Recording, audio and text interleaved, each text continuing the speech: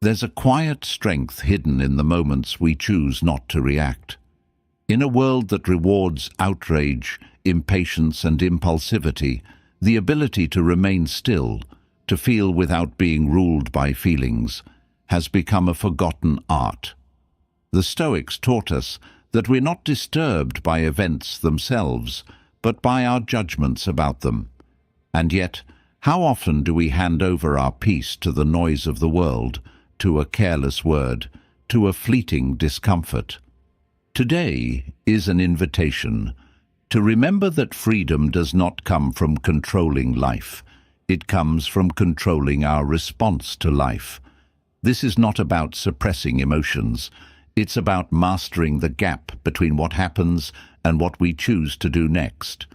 In that gap lives your power. In that gap, you become unshakable.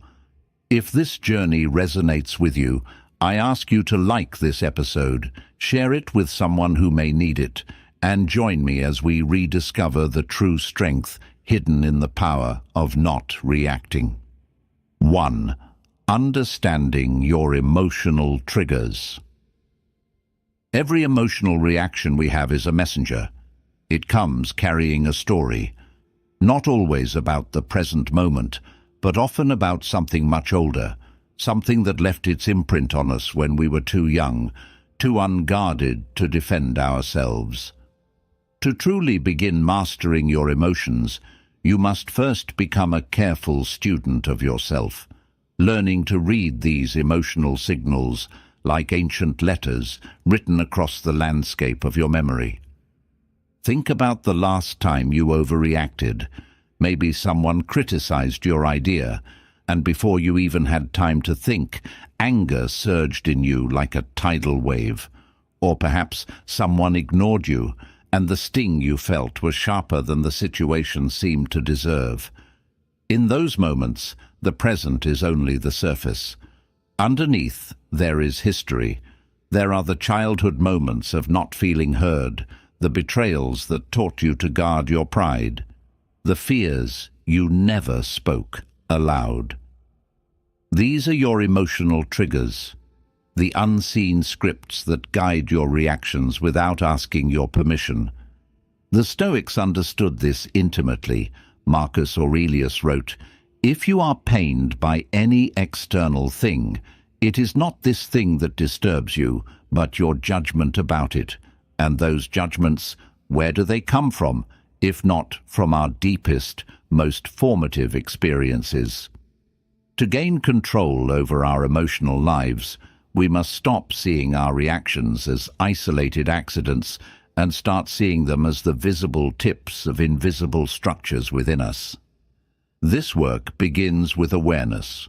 Without judgment, without blame, simply start observing yourself. When a strong emotion rises, pause. Ask yourself, what am I really reacting to? Is it just this situation or something more? Notice the patterns. Maybe criticism consistently wounds you more than it should. Maybe being left out or misunderstood taps into an old loneliness you thought you had outgrown. These are not signs of weakness. They are invitations to know yourself more deeply. Self-awareness is the bridge between being controlled by your emotions and commanding them. Imagine walking into a dark room filled with obstacles. Without light, you trip and fall at every step.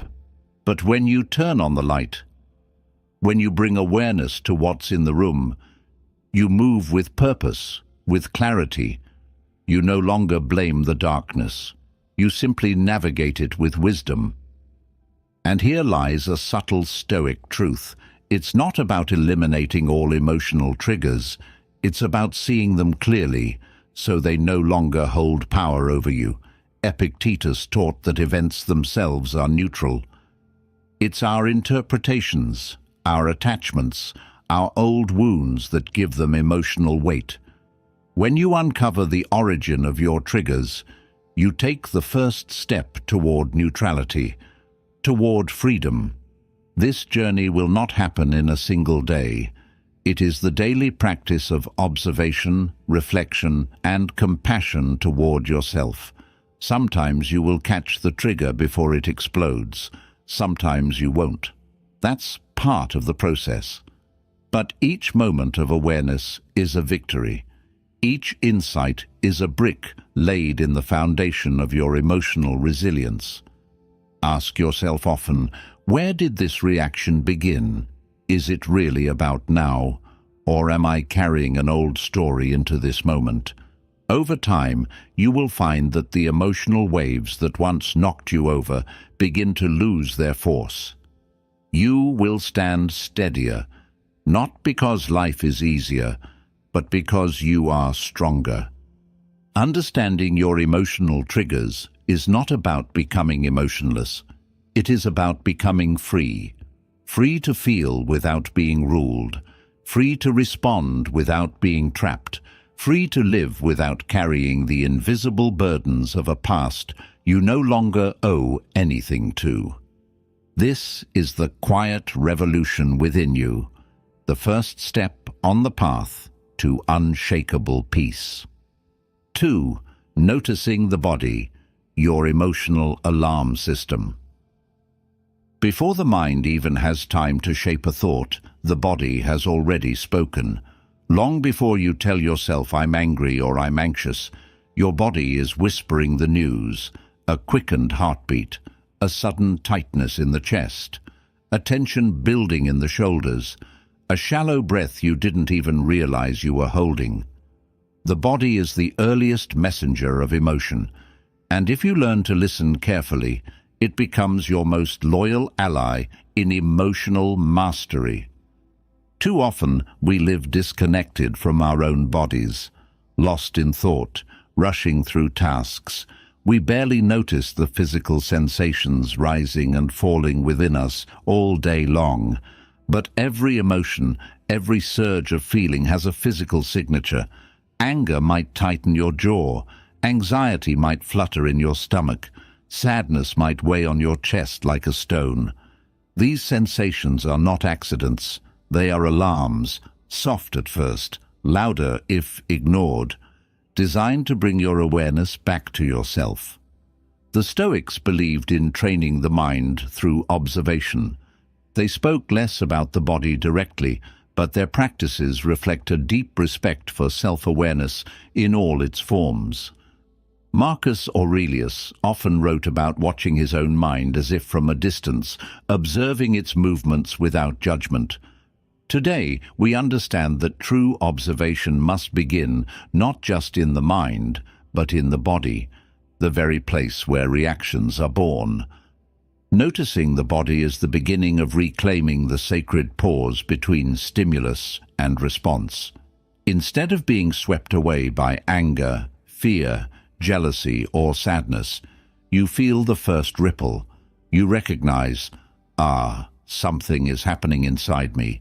And in that recognition, you open a door where choice lives, a door where you are no longer a prisoner of your instincts, but an active participant in your experience. When a situation stirs emotion in you, train yourself to check inward first. Instead of firing off a defensive remark, breathe into the tension you feel. Instead of retreating in silent resentment, place a hand gently on your own chest and notice the heartbeat. Slow down. Ask yourself, what is my body telling me before my mind tries to explain it away? This practice of embodied awareness is simple, but not easy. It demands presence. It demands patience. It demands a willingness to feel discomfort without running from it. In many ways, the body is more honest than the mind. The mind can rationalize, deny, distort. But the body, it tells the truth plainly. If you feel unsafe, your muscles will tighten. If you feel unseen, your breath will shallow. These signals are not weaknesses to overcome. They are invitations to deeper understanding. And with understanding comes choice. If you notice your body early enough, you can intervene. A few slow, deep breaths can soften the storm before it explodes. Relaxing your shoulders consciously can send a signal of safety back to your nervous system. Slowing your breath can break the rising spiral of panic before it consumes you. Mastery does not mean you never feel these waves. It means you learn to surf them instead of drowning in them. Seneca once said, "We suffer more in imagination than in reality." Much of that suffering is amplified because we miss the body's early warnings and let our imagination run unchecked. But if you anchor yourself first in sensation, in what is real right now, you strip the emotion of much of its destructive momentum. You ground yourself in the present, where clarity is still possible. Imagine your body as an emotional early warning system, a living compass that alerts you to storms before they fully form. Each signal is a chance to choose a different path, to step back, to breathe, to respond from wisdom rather than reflex. This is not repression, this is not avoidance.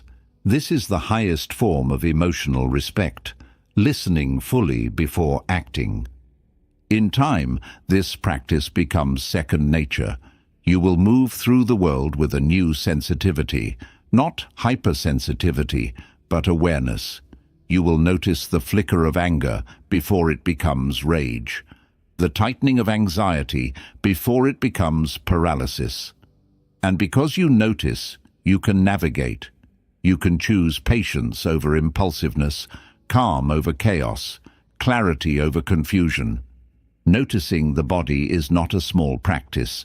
It is the foundation of all emotional control.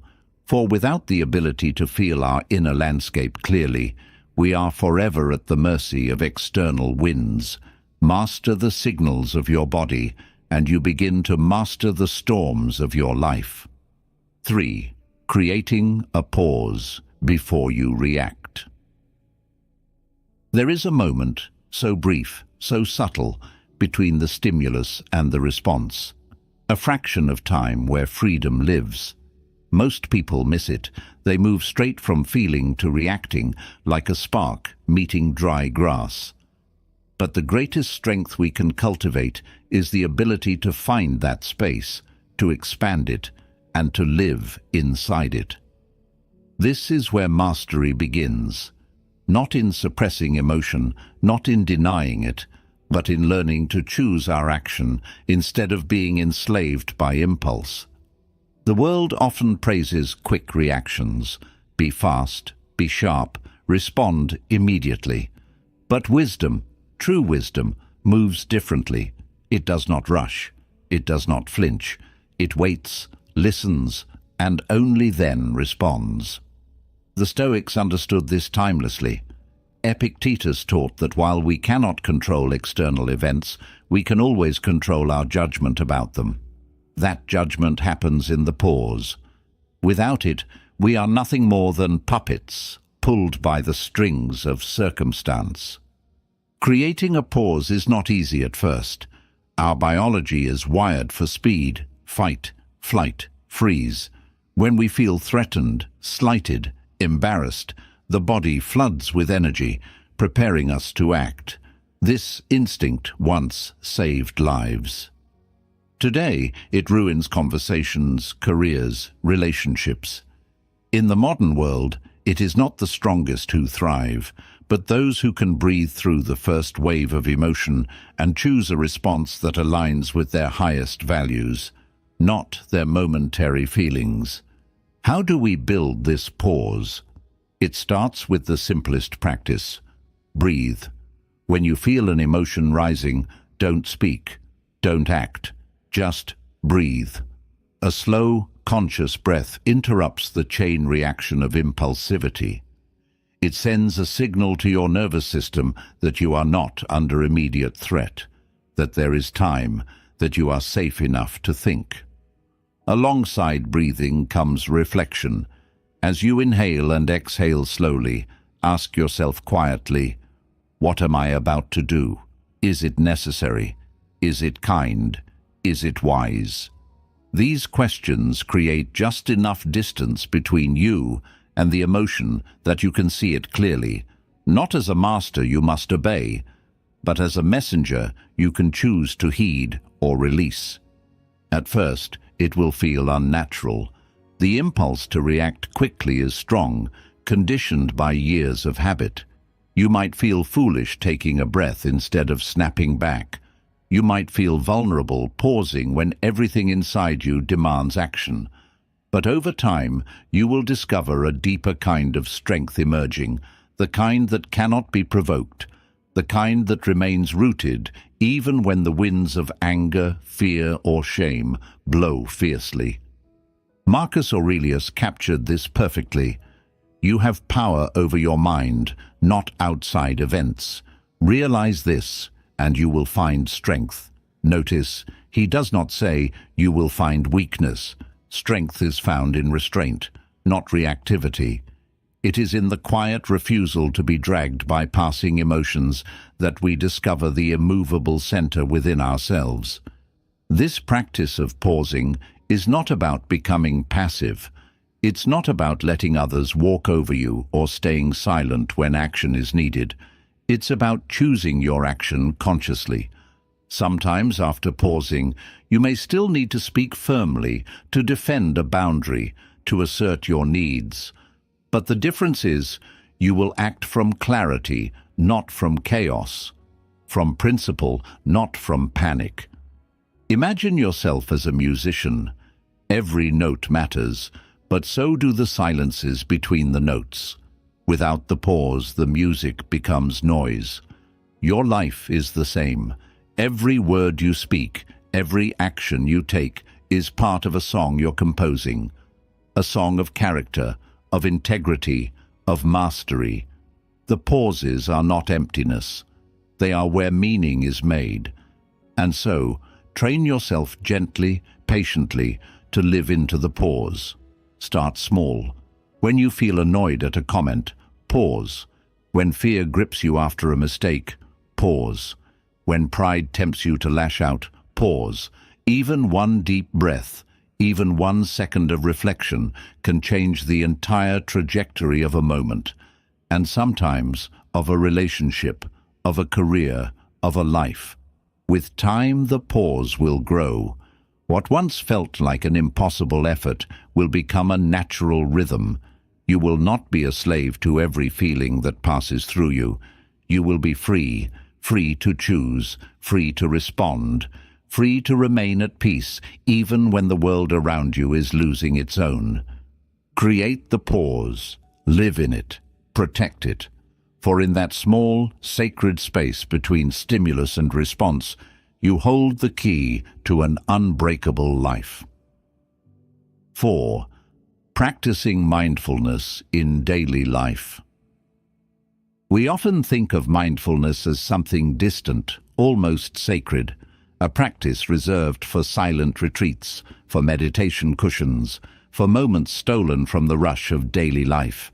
But the truth is far simpler and far more profound. Mindfulness is not an event you attend or a ritual you perform. It is a way of being, a way of breathing, walking, eating, speaking, where presence becomes the thread that weaves meaning through even the smallest actions. At its heart, mindfulness is the practice of returning, again and again, to the reality of now. It is noticing your life as it unfolds, instead of missing it while chasing thoughts about the past or worries about the future. The Stoics, though they never used the word mindfulness, embodied this spirit fully. Marcus Aurelius, in his Meditations, reminds himself again and again to come back to the task at hand, to stay rooted in the present, to act with full attention and integrity, no matter how small the act. And yet, how often do we drift? How often do we live entire days in a haze of automaticity, going through motions without true awareness, eating without tasting, listening without hearing, speaking without intention? In these moments, life itself passes us by. not because it is moving too fast, but because we are not truly there to meet it. To reclaim your mind, to begin mastering your emotional responses, you must first reclaim your attention. Practicing mindfulness in daily life is the art of doing just that. It starts with simple invitations. When you eat, eat. Notice the flavors, the textures, the movement of your hand to your mouth. When you walk, walk. Feel the ground beneath your feet, the rhythm of your breathing, the way the air brushes your skin.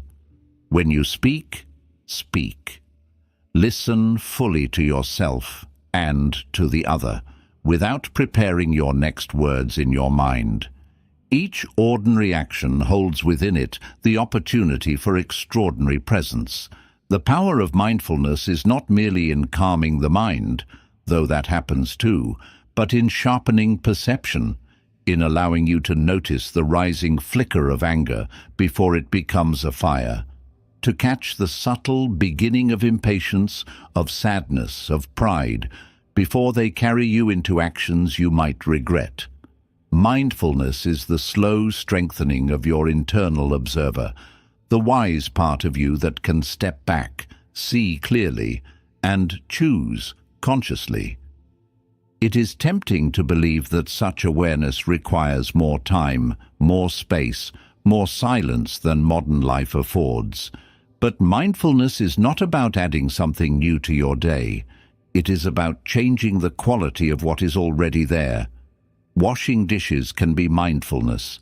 Writing an email can be mindfulness. Sitting in traffic can be mindfulness, if you are fully there, instead of lost in resentment or worry. Seneca once said, "True happiness is to enjoy the present without anxious dependence upon the future." That is mindfulness, the art of sinking into the richness of the present moment, without demanding it be different, without needing it to promise you more. And mindfulness is not passivity. It is not an escape from life's duties or challenges. It is an engagement with life at its most authentic level. When you are present, you become more effective, not less. Your actions carry more power because they are not diluted by distraction. Your words cut deeper because they are chosen with care. Your emotions lose their tyrannical grip because you catch them in their infancy, before they gather unstoppable momentum. The path of mindfulness begins with small choices, one breath noticed, one conversation given full attention, one meal eaten without screens, without rushing, without distraction. Do not underestimate these small acts. Like drops of water carving stone, their power accumulates slowly, invisibly, until one day you look back and realize you have changed. Your mind is clearer. Your heart is steadier. Your life feels richer, not because circumstances have improved, but because you have finally arrived inside your own existence. And when life's inevitable storms come, as they always do, mindfulness becomes your anchor.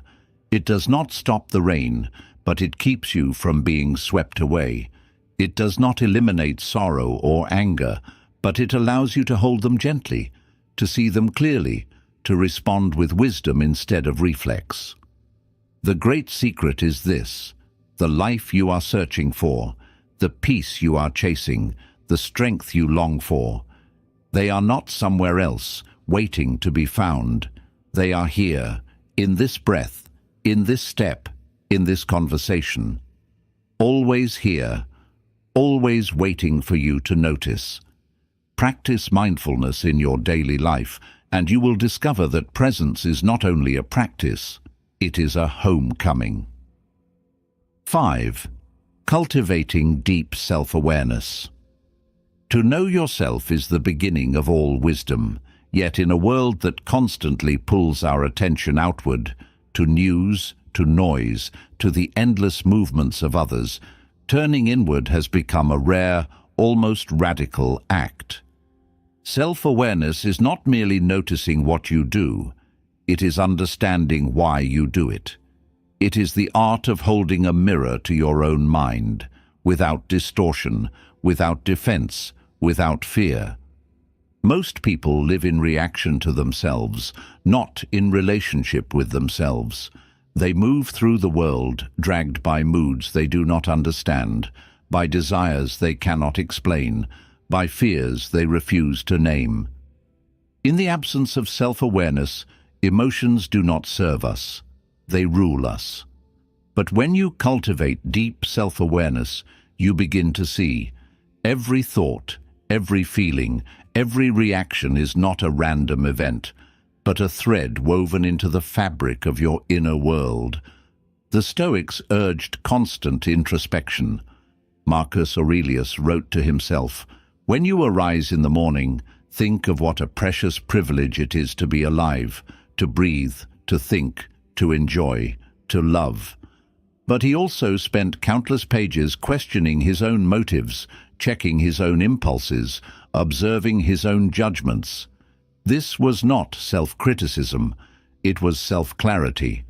Without clarity, freedom is impossible. Cultivating deep self-awareness begins with a simple practice: observation without judgment. Notice your thoughts as they pass through your mind. Watch your emotional waves as they rise and fall. When you feel anger, pause and observe it. What sparked it? What story am I telling myself about this? When you feel sadness, sit with it. Where in my body do I feel it? What memory or expectation is feeding it? This is not about fixing your emotions. It is about understanding them, like an astronomer studying the stars, with curiosity, not condemnation. Journaling becomes a powerful companion on this path, not the polished journaling of perfect sentences and profound insights, but the raw, honest act of putting your inner landscape onto paper. Write your fears, write your frustrations, write your dreams and your doubts. See them outside of yourself, and in doing so, loosen their invisible hold. A thought written down is a thought made visible, and what is visible can be understood. What is understood can be transformed. Self-awareness also requires a willingness to see uncomfortable truths. It is easy to notice when we are wronged by others, harder to notice when we cling to victimhood, easy to spot injustice done to us, harder to admit when pride blinds us. But deep self-awareness means facing even the parts of ourselves we would rather avoid. Not with harshness, not with shame, but with a quiet, courageous honesty that says, "This too is part of me, and because I see it, I'm no longer bound by it." Seneca taught that no man is more unhappy than he who never faces adversity, for he is not permitted to prove himself. In the same spirit, no one is more lost than the person who never looks within. Without facing the truth of your own mind, you are tossed like a ship without a rudder, at the mercy of every storm. But when you know yourself, your strengths, your weaknesses, your tendencies, your triggers, you can steer your life with intention. Self-awareness is not a destination, it is a daily practice, a lifelong conversation with yourself. Some days you will feel clear and strong, understanding your emotions as they rise. Other days you will stumble, act out old patterns, miss the signs. That too is part of the journey. What matters is not perfection, but persistence. Each moment of honest observation, no matter how small, strengthens your capacity to live with intention rather than reaction. In cultivating self-awareness, you also cultivate compassion, first for yourself and then for others. You begin to see that everyone carries their own hidden struggles, their own invisible wars. You become less quick to judge, more quick to understand, and this understanding quietly transforms the way you move through the world. There is a serenity that comes from knowing yourself, a steadiness that no external chaos can easily shake. When you truly see yourself, your light and your shadow, you can no longer be manipulated by praise or destroyed by criticism. You become anchored in something deeper than opinion, deeper than circumstance, anchored in the simple, unshakable truth of who you are. Cultivate deep self-awareness, and you no longer live at the mercy of unseen forces within you. You become the quiet master of your own mind, not by force, but by the patient, courageous act of seeing. 6. Labeling and accepting emotions. You cannot master what you refuse to name. Emotions are like waves. They rise, they peak, they crash. And if you do not know what wave you are riding, you're far more likely to be dragged by it into actions you later regret. To cultivate emotional control, you must first cultivate emotional literacy, the ability to recognize what you feel, to call it by its true name, and to sit with it without panic or judgment. It sounds simple. It is not. Many of us were never taught to name our emotions. We were taught to label anger as wrong, sadness as weakness, fear as failure. We were taught to suppress what was uncomfortable, to dismiss what was inconvenient. But suppression is not control. Denial is not mastery. What we push away grows stronger in the shadows. The Stoics, despite their reputation for emotional restraint, did not advocate for ignoring emotions. They advocated for understanding them. Seneca wrote, "No man is more unhappy than he who never faces adversity, for he is not permitted to prove himself." In the same spirit, no man is more vulnerable than he who refuses to face what stirs inside him. True strength lies not in pretending you are unmoved, but in seeing clearly how you are moved, and choosing your response from that place of clarity. Labeling emotions is the first act of courage. It requires honesty. It requires vulnerability. It requires you to say, without flinching, "This is anger. This is fear. This is grief. This is envy." You do not have to act on it. You do not have to be consumed by it. You simply have to see it. The act of naming an emotion shifts you from being inside the storm to observing the storm. Instead of being overwhelmed by a vague, powerful force, you can step back and say, "I am experiencing frustration right now." This small shift, from identification to observation, is profound. You are not the emotion. You are the one witnessing it, and witnessing creates space. Space to choose, space to breathe, space to respond with wisdom rather than impulse. Once you have labeled the emotion, the second step is acceptance. Acceptance does not mean resignation. It does not mean you approve of every feeling or that you surrender to being ruled by them. It means acknowledging that what is present, that denying the existence of anger or fear does not erase it. It only gives it more hidden power. Acceptance allows you to work with reality rather than against it, and the reality is, being human means feeling a vast, messy, complicated range of emotions. No one is immune, not the wise, not the disciplined, not the strong. The difference lies not in the absence of emotion, but in the ability to meet it without being shattered by it. Think of emotions like weather patterns. Some days are sunny, some days are storms. You do not stand outside and scream at the rain, demanding it stop. You accept that it is raining, and you act accordingly, seeking shelter, moving carefully, waiting for the clouds to pass. Emotions are the same.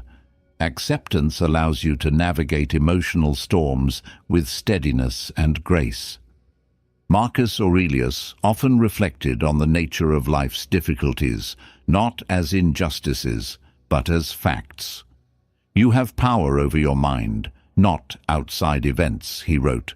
To apply this to emotion is to realize, I may not control what I initially feel, but I control what I do with it, and that control begins the moment I recognize and accept what has arisen within me.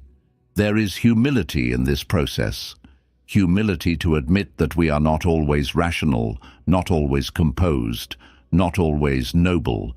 Humility to admit that we are moved by fear, anger, desire, sadness, sometimes all within the same hour. But there is also great dignity in this, because when you accept your emotions without judgment, you reclaim your agency. You are no longer a puppet of denied feelings. You are a conscious participant in your own inner life. Practice labeling your emotions gently. You do not need to dissect them endlessly. A simple acknowledgement is enough. This is anger, this is loneliness, this is hope. Practice accepting them with kindness as you would greet an old friend at the door, not necessarily inviting them to stay forever, but acknowledging their presence with respect. And remember, emotions are temporary visitors. They come and go. They pass through like seasons. Your task is not to freeze them or to fight them. Your task is to recognize them, accept them, and let them move through you without becoming them. In the end, emotional mastery is not about feeling less. It is about feeling wisely. It is about being deeply alive to your inner world without being ruled by it. It is about knowing, I can feel anger without lashing out. I can feel fear without shrinking. I can feel sadness without drowning. Label, accept, breathe, choose. That is the quiet, unglamorous, yet powerful path to freedom. 7. Reframing negative thoughts. The stories we tell ourselves shape the lives we live. Often, suffering does not come from what happens to us, but from the meaning we assign to it. An insult becomes a declaration of our worthlessness. A failure becomes a prophecy of future defeat. A single moment of rejection becomes, in our minds, an entire lifetime of inadequacy. This is the silent, relentless work of unexamined negative thoughts, and it is one of the greatest causes of emotional suffering. The Stoics saw this clearly. They taught that events themselves are neutral. It is our judgments that give them color, weight, and emotional charge. As Epictetus said, it's not what happens to you, but how you react to it that matters. And reaction begins in thought. Before there is anger, fear, despair, there is an interpretation, often so automatic we do not even notice it. To reframe negative thoughts is not to deny pain or pretend that everything is fine. It is to see the event clearly, strip away the layers of catastrophic storytelling, and choose a more empowering perspective. It is the discipline of challenging the first thought, the automatic thought, and asking, is this the only way to see this? Is this even true?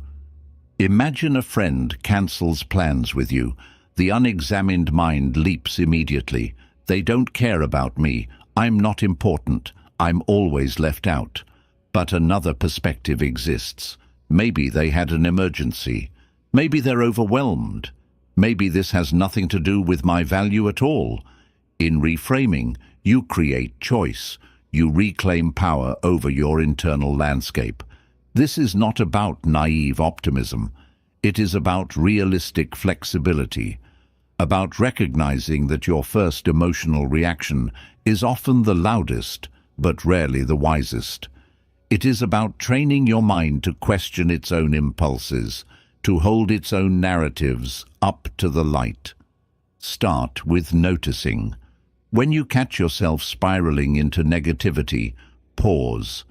Name the thought clearly.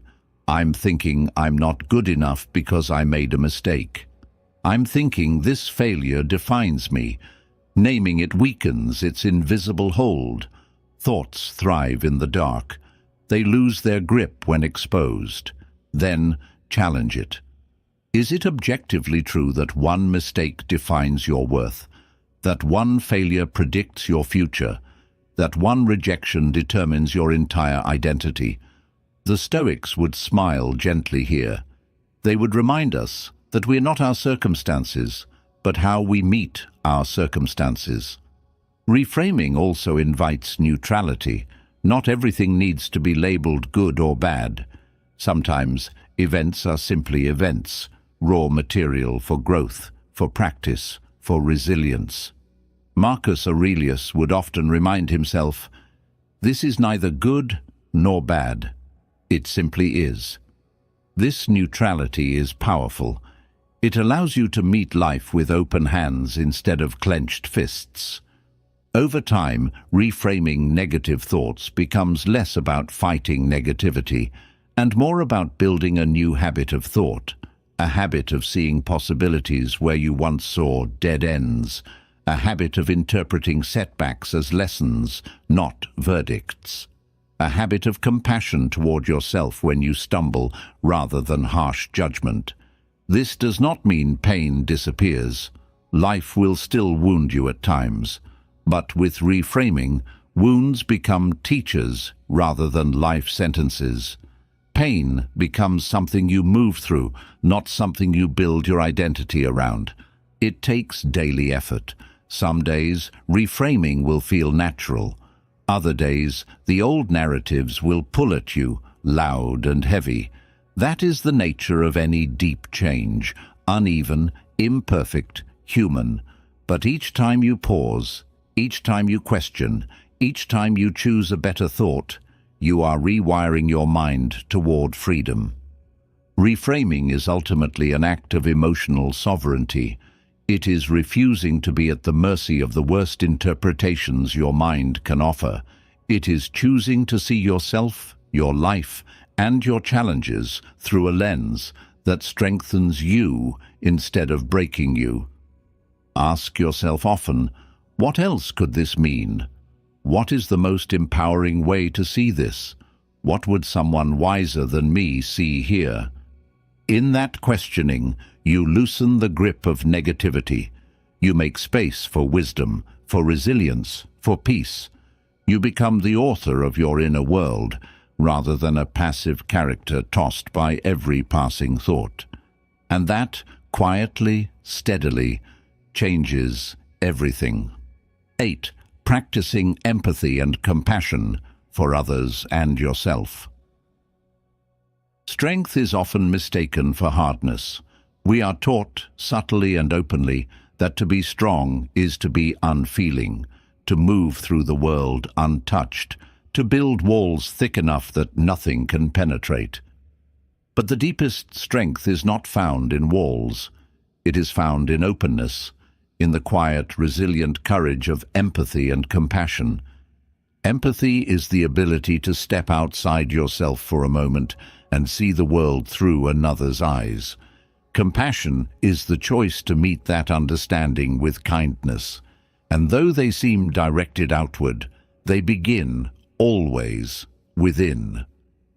Practicing empathy for others means recognizing that everyone is fighting battles you cannot see. The anger of a stranger, the coldness of a friend, the betrayal of a loved one, these are rarely pure expressions of malice. More often they are symptoms of wounds, fears, unmet needs. The Stoics urged us not to be quick to anger, not because injustice does not exist, but because anger clouds judgment. Marcus Aurelius reminded himself, "Whenever you're about to find fault with someone, ask yourself, what fault of mine most nearly resembles the one I'm about to criticize?" In seeing the humanity of others, you do not excuse all actions. You do not surrender your boundaries, but you soften the sharpness of judgment that poisons your own peace. You learn to say, "This person's action hurt me. but it was born from their own struggle. This comment wounded me, but it speaks more to their pain than my worth. Empathy is not about absorbing the emotions of others. It is about understanding them enough that you do not let them control you. It is about seeing anger without meeting it with anger, seeing fear without responding with fear. It is about holding your own center, steady and strong, in a world that often spins in chaos. And what of compassion for yourself? In many ways, this is even harder. We are often our own harshest critics, our own most ruthless judges. We forgive others for mistakes we would never allow in ourselves. We offer kindness to friends while condemning ourselves for the same stumbles. Practicing self-compassion means daring to see yourself with the same understanding you extend to others. It means acknowledging your imperfections without letting them define you. It means recognizing that growth is messy, that mistakes are inevitable, that you are, at every moment, a work in progress, and that this does not diminish your worth. Seneca wrote, "No man becomes great all at once. Growth is a process. Mastery is a journey. And on this journey, there will be days when you lose your temper, when you act from fear, when you fail to live up to your own ideals." Compassion means meeting these moments not with self-loathing, but with curiosity, asking, what can I learn here? How can I move forward a little wiser, a little stronger? Self-compassion is not an excuse to avoid responsibility. True compassion is rooted in accountability. It says, I made a mistake, and I own it, but I do not define myself by it. I will learn. I will continue. This mindset transforms failure from a dead end into a doorway. The practice of empathy and compassion for others and for yourself creates a mind that is both sharp and soft, sharp enough to see clearly, soft enough to respond wisely. It prevents bitterness from taking root. It keeps the heart supple, even when the world gives you every reason to harden it. Empathy teaches you patience with others. Compassion teaches you patience with yourself.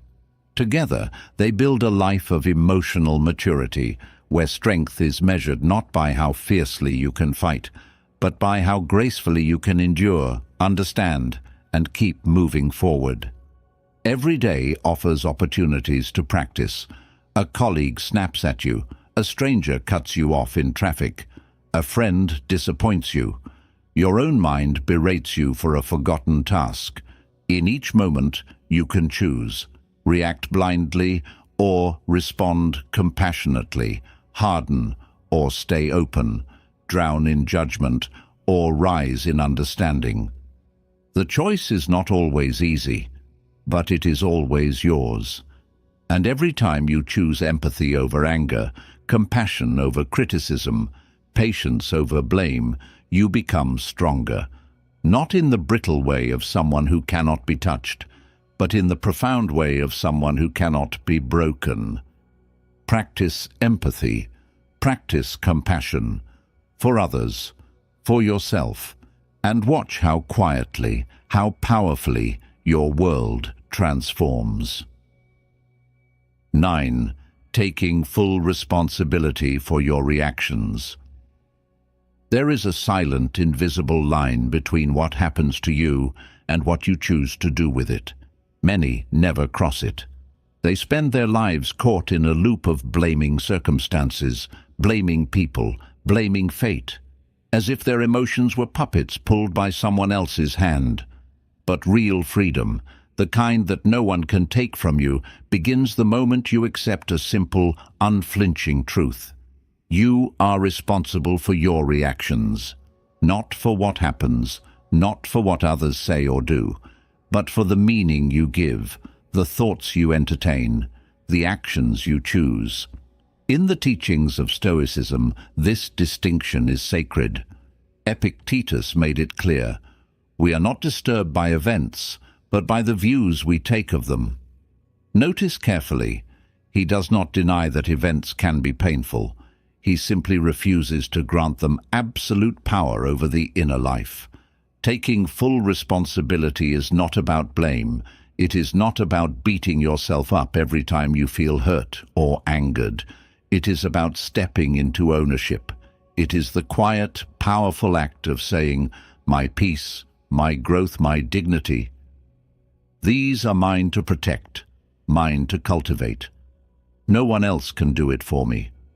When you refuse responsibility for your reactions, you hand your inner life over to the world. You allow a stranger's rudeness to dictate your mood. You allow a setback to dictate your self-worth. You allow the chaos of life to determine whether you stand tall or collapse. But when you claim responsibility, you reclaim sovereignty. You begin to live from the inside out rather than from the outside in. This shift is neither easy nor instant. It demands brutal honesty. It demands that you stop waiting for apologies that may never come, that you stop waiting for circumstances to improve before you decide to be calm, centered, whole. It demands that you stop measuring your inner state by outer conditions. And it demands, most of all, that you give up the comfort of excuses. There is a certain comfort in blaming others. It absolves us from the hard work of change. It makes the world the villain and us the helpless victims. But comfort is not the same as freedom. True freedom is uncomfortable. It requires the courage to see your own role in your own suffering. It requires the humility to admit, I chose this thought. I fed this emotion. I acted from this impulse. Responsibility does not mean perfection.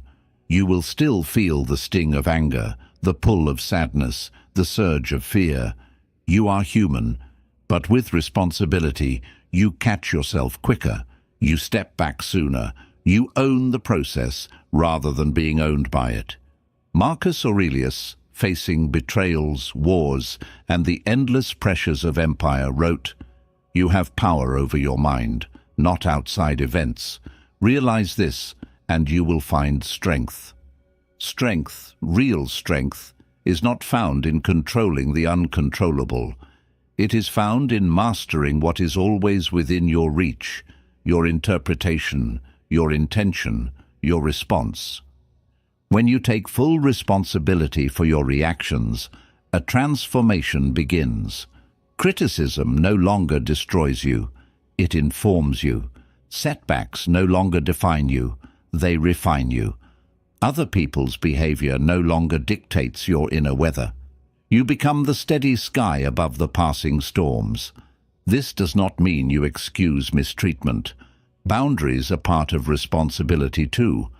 If someone disrespects you, you can, and should, respond with clarity and firmness. But even then, the energy you bring, the calm or chaos you embody, is your choice. Responsibility is empowerment. It is the quiet armor that protects your peace in a noisy world. It is the invisible compass that keeps you steady when life pulls you in 1,000 directions. And it is not a one-time decision. Every day you are given 100 opportunities to practice. When someone cuts you off in traffic, when a friend disappoints you, when your plans fall apart. Each moment asks, will you react blindly or respond consciously? Will you blame or will you own? Over time, these small moments shape your character. They build a foundation of strength that cannot be shaken by the behavior of others or the unpredictability of life. They forge a resilience that is not loud or showy, but quiet, steady, unbreakable. Taking full responsibility for your reactions is not just a skill, it is a way of life. A declaration that you will no longer be at the mercy of forces outside your control. A commitment to live from within, anchored to your own values, guided by your own chosen response. Own your reactions. Own your peace. Own your life. 10. Releasing the weight, ego, pride, and grudges.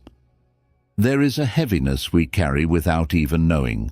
It weighs on the mind, tightens the heart, clouds our judgment, and it is made not of what others have done to us, but of what we refuse to let go, our ego, our pride, our grudges.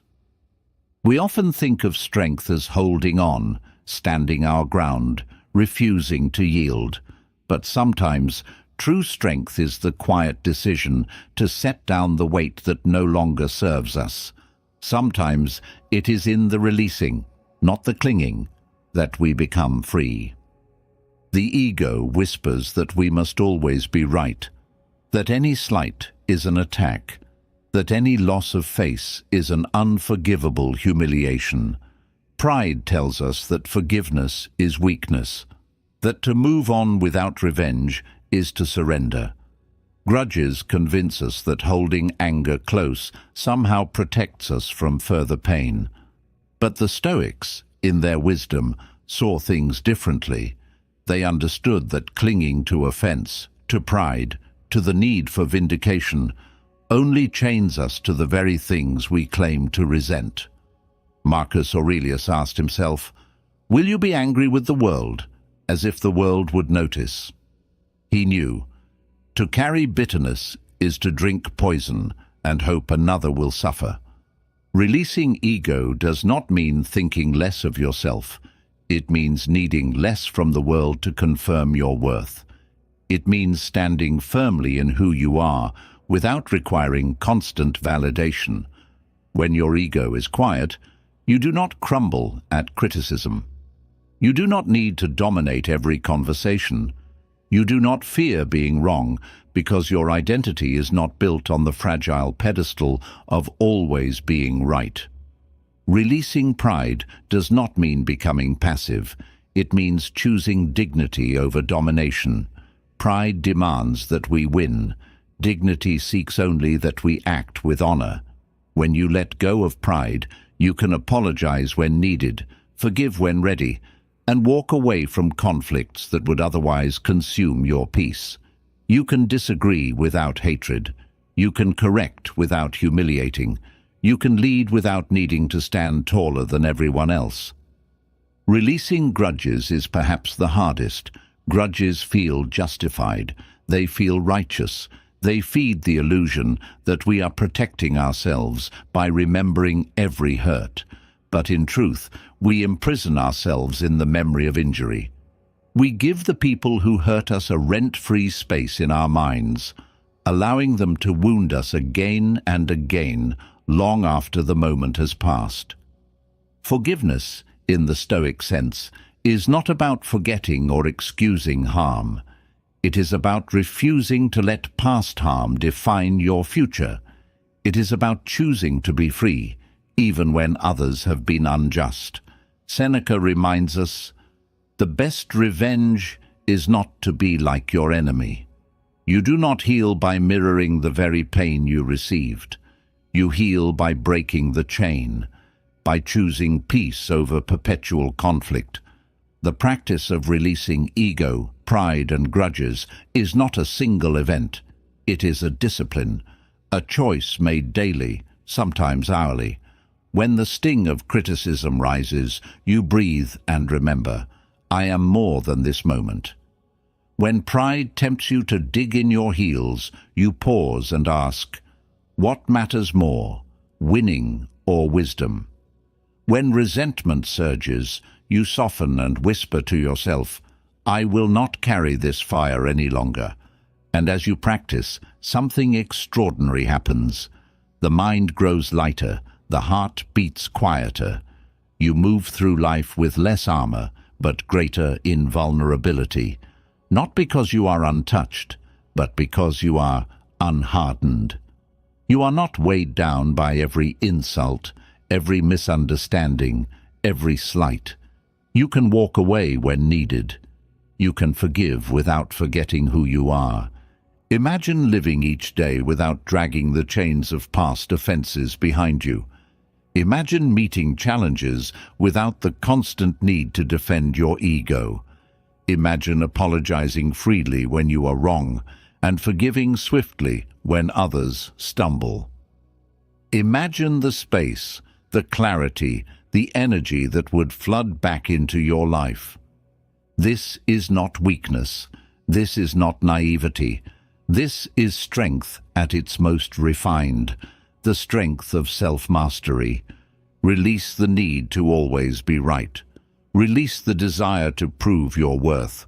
Release the burden of old anger, and in doing so, reclaim something far more precious than pride: your peace. 11. Setting healthy boundaries and communicating clearly. There is a quiet power in learning where you end and where others begin. In a world that often glorifies self-sacrifice and endless availability, setting boundaries can feel uncomfortable, even selfish. But boundaries are not walls that shut people out. They are the framework that allows real connection, mutual respect, and authentic peace to exist. Healthy boundaries are acts of self-respect. They say, without aggression, "This is what I need to stay well. This is what I cannot allow if I am to live honestly. This is the line that protects my peace, my time, my dignity." Without them, even the most well-meaning relationships eventually sour into resentment and imbalance. The Stoics, though they spoke less explicitly about boundaries, lived by them. Marcus Aurelius knew the importance of guarding his inner life against corruption and distraction. He wrote, "The tranquility that comes when you stop caring what they say or think or do. Only what you do." Boundaries are precisely that, the conscious choice to control your own actions, regardless of how the world pulls at you. Setting boundaries starts with knowing yourself. You must first be clear.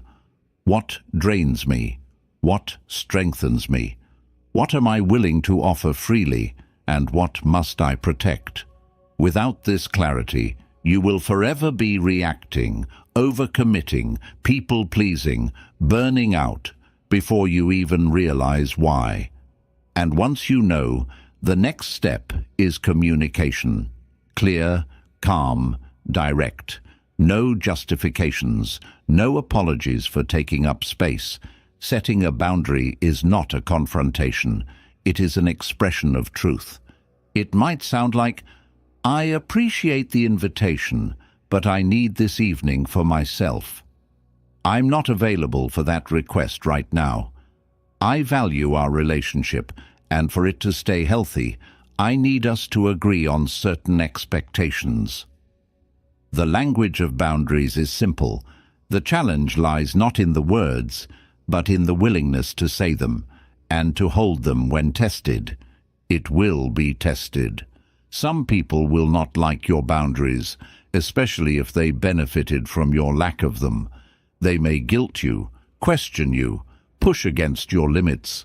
That is their right, but it is also your right, and your responsibility, to stand firm without anger, without apology, without drama.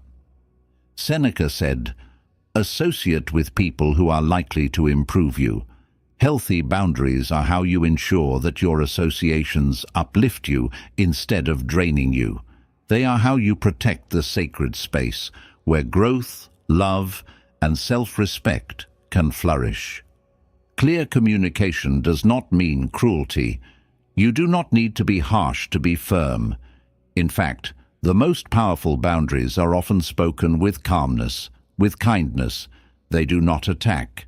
They simply assert. They say, "This is my path.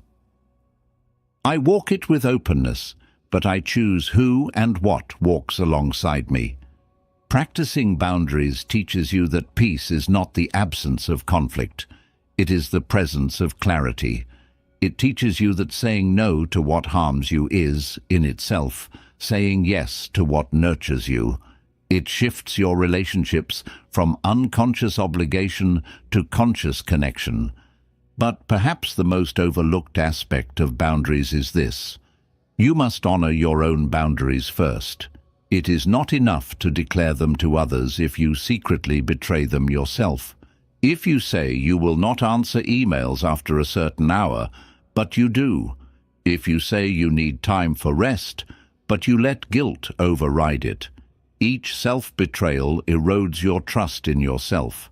Each self-betrayal teaches others that your boundaries are suggestions, not commitments. Honor your word to yourself as sacred. Others will learn from your example how to honor it too. Setting healthy boundaries is an act of love, not just for yourself, but for those you interact with. It sets clear expectations. It prevents hidden resentments. It allows for honest connection without the slow poison of unmet, unspoken needs. And it is a continuous practice. There will be times when you are tempted to bend your boundaries to avoid discomfort, to win approval, to sidestep guilt. Resist this. Each time you stand in your truth, even when it trembles, you strengthen your center. You teach yourself that you are worthy of the space you occupy. You affirm, again and again, that your peace is a priority, not an afterthought. Communicate clearly. Set boundaries calmly. Protect your energy wisely, and watch how your life, slowly but surely, becomes lighter, cleaner, freer. 12. Managing stress and anxiety through practical tools. Stress and anxiety are not flaws in your character. They are natural responses to the pressures of life, signals from the body and mind that something feels threatened, uncertain, overwhelmed. But while they are natural, they do not have to rule you. Managing stress and anxiety is not about pretending life is easy. It is about building the tools and habits that allow you to move through difficulty with steadiness, clarity, and resilience. The Stoics faced immense uncertainty, wars, exile, betrayal, death, yet they sought, above all, to master their internal response to chaos.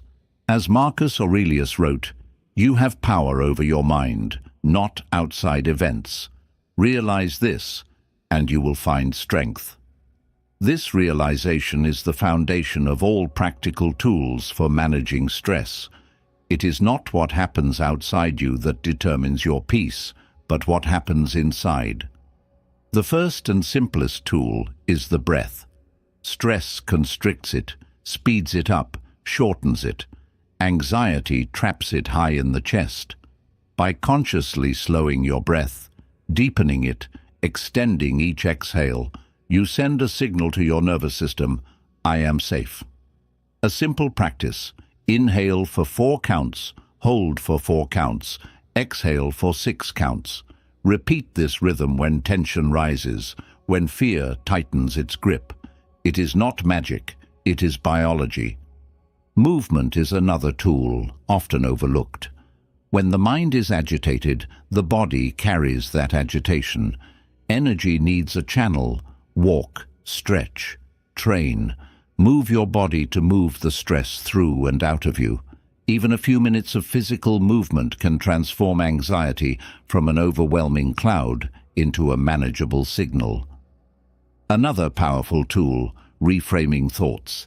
Anxiety often thrives on catastrophic thinking, imagining the worst, replaying failures, magnifying threats. Train yourself to challenge these thoughts. Ask, is this fear true? Is it certain? Is it useful? Most fears collapse under the weight of honest inquiry. Reframing is not denial. It is choosing a perspective that empowers rather than paralyzes. Journaling can also become a sanctuary. When stress swirls in your mind, put it onto paper. Write without editing, without judging. Let the tangled mess of fears and frustrations spill out. Often, what feels overwhelming inside the mind becomes far less monstrous when seen clearly on the page. Journaling gives form to the formless, making it easier to understand, process, and address. And sometimes, managing stress means asking for help. The Stoics prized self-reliance, yes, but they also understood the value of community, of shared wisdom. Seneca had friends with whom he exchanged letters of deep philosophical reflection. Marcus Aurelius wrote reminders to himself, inspired by the teachings of others. To seek support, a conversation, a mentor, a professional guide, is not weakness, it is wisdom. It is the recognition that while we must walk our path alone, we need not carry every burden in silence. A vital tool often forgotten, simplicity. Anxiety often grows in complexity. Too many obligations, too many tasks, too many competing priorities. Simplify. Identify what matters most today. Focus on that. Let go of the need to solve everything at once. Seneca reminds us, we suffer more often in imagination than in reality. Complexity feeds imagination. Simplicity anchors you in what is real, manageable, actionable. Managing stress also demands acceptance. Accept that some stress is inevitable. Accept that anxiety will visit as weather changes. Fighting stress often amplifies it. Accepting it with a calm, observing mind. Here it is again, robs it of much of its destructive power. You become a witness rather than a victim. And above all, remember, these tools are practices, not performances. Some days the breath will calm you. Some days the anxiety will surge higher despite your best efforts. This does not mean you are failing. It means you are human. Mastery is not about never feeling stressed. It is about building a deeper resilience, a greater capacity to return to center, no matter how far you are pulled away. Build these tools into your daily life. Do not wait for crisis to practice them. Make breathing exercises a morning ritual.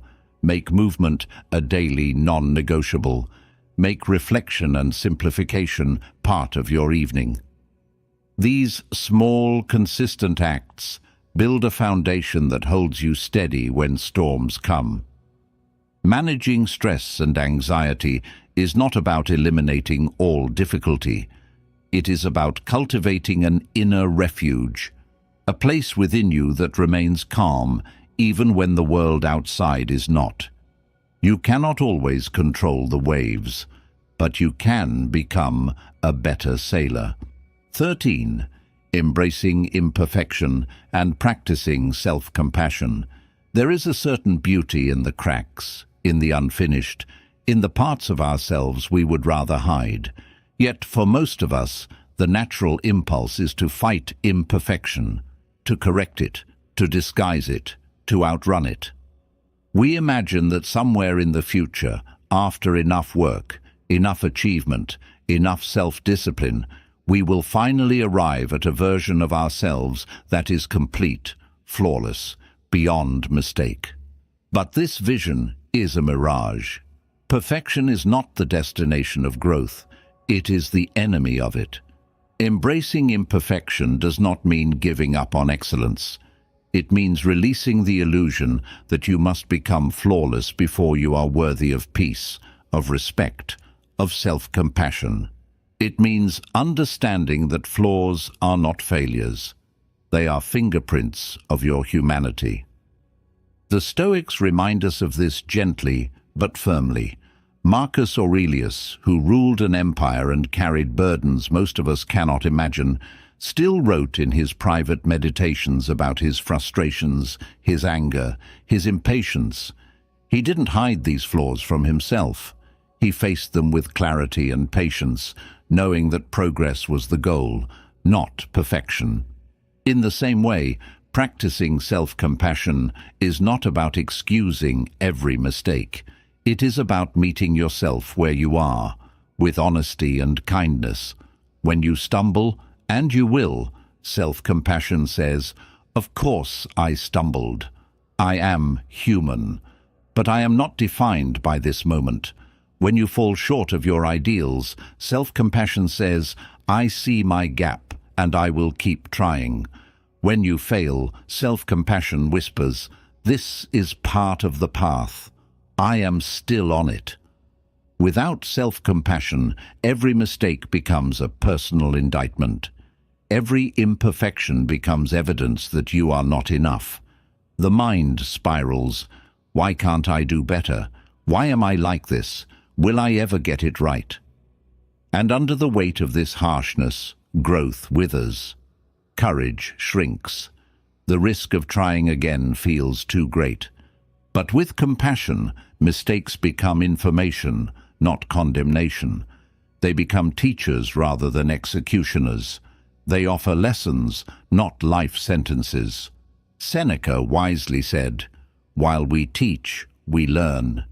In the same way, while we fail, we grow, if we are willing to approach ourselves with patience instead of punishment. Self-compassion is a discipline. It is not automatic, especially for those who have spent years believing that harshness is the only path to improvement. It takes conscious effort to notice the voice of self-criticism rising and to choose, instead, the voice of understanding. You can practice it in small ways. When you forget an appointment, instead of berating yourself, you can say, I'm managing many things. It's okay to forget sometimes. I will find a better system. When you feel overwhelmed by anxiety, instead of calling yourself weak, you can say, I'm carrying a lot right now. I will give myself the care I need. When you lose your temper, instead of collapsing into shame, you can say, that wasn't who I want to be. I see it. I will do better next time. Each of these small acts rewires the mind. They teach you that you are safe to grow, safe to try, safe to stumble without losing your worth. Embracing imperfection also liberates your relationships. When you accept your own humanity, you become more gracious with the humanity of others. You stop expecting flawless behavior. You allow space for mistakes, for misunderstandings, for growth. You meet others not with rigid judgment, but with an open hand. This does not mean abandoning standards. It means rooting those standards in love, not fear. It means understanding that excellence is born not from the fear of failure, but from the freedom to learn, to risk, to fall and rise again. In embracing imperfection, you claim your full, complex, beautiful humanity. You accept that you are, and always will be, a work in progress. You shift your focus from appearing perfect to becoming whole. And that shift changes everything. It lifts the unbearable burden of having to arrive. It gives you permission to breathe, to try, to grow in the open air of authenticity. The cracks remain, the rough edges stay, but instead of being marks of shame, they become marks of life, of courage, of resilience. Embrace your imperfections. Practice compassion, fierce, steady, unwavering, toward yourself, and discover the quiet, unstoppable strength that was never born from being perfect, but from being whole. 14. Developing a growth mindset and emotional balance. To grow is to live. To believe that who you are today is only the beginning of who you can become. This is the foundation of resilience, of mastery, of a life that expands rather than contracts under the weight of hardship. A growth mindset is not just an intellectual idea. It is a way of approaching every challenge, every failure, every victory with the quiet understanding that you are not finished yet, and you never will be. The Stoics understood this intimately. Their philosophy was not about becoming untouchable, but about becoming adaptable. Life, they knew, would not bend to our will. It would break, rebuild, challenge, and surprise us. Wisdom lay not in demanding that life be easy, but in becoming the kind of person who could meet life, in all its complexity, with steady hands and an open heart. Developing a growth mindset means shifting the way you interpret struggle. It means seeing failure not as evidence of inadequacy, but as proof of effort. It means seeing setbacks not as verdicts, but as invitations.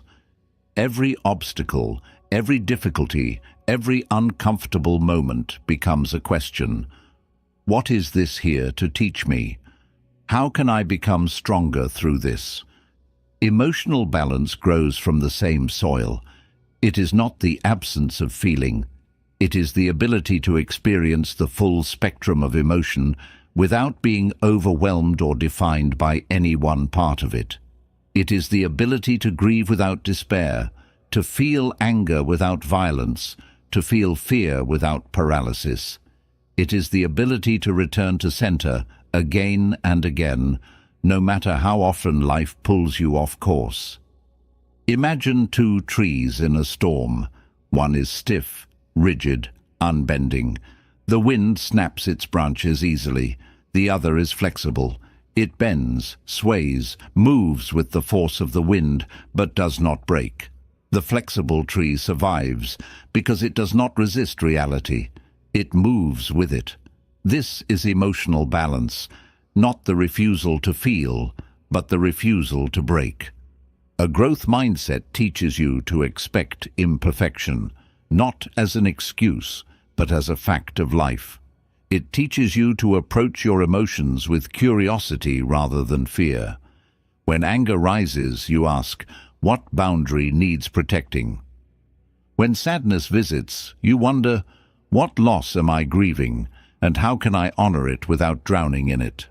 When fear whispers, you say, what risk am I afraid to take, and what does that reveal about what I value? Emotional balance does not mean apathy. It means presence.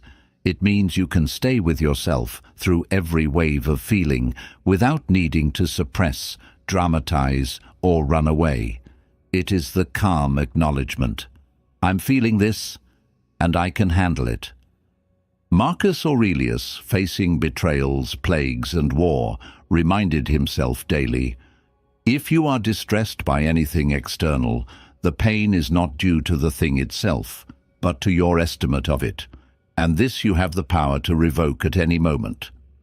In those few words lies the heart of emotional balance, the ability to govern your internal world, even when the external world is chaotic. To cultivate a growth mindset and emotional balance, you must practice, not once, not occasionally, but daily.